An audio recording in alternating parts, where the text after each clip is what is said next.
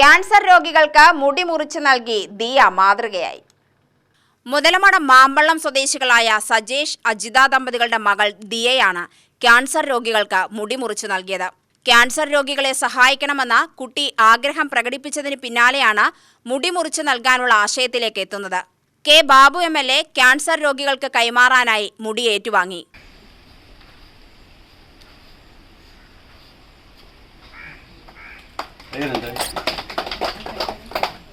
യഥാർത്ഥത്തിൽ ഒരു വലിയ ത്യാഗമാണ് ചെയ്യുന്നത്. പെൺകുട്ടികളെ സംബന്ധിച്ച് അവരുടെ അഴകെന്ന് പറയുന്നത് മുടിയാണ്. അഴകാർന്ന മുടി ക്യാൻസർ ബാധിതരായ തൻ്റെ സഹോദരന്മാർക്കോ സഹോദരിമാർക്കോ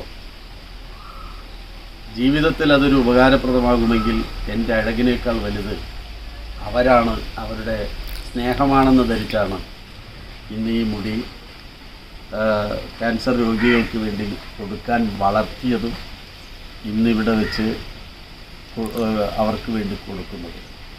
ദിയാമോളെ പോലെ ഈ നാടിനെയും നാട്ടിലെ രോഗബാധിതരായി കിടക്കുന്ന മനുഷ്യരെയും സ്നേഹിക്കുന്ന കുട്ടികൾ നമുക്കെല്ലാവർക്കും ഒരു മാതൃകയാണ്.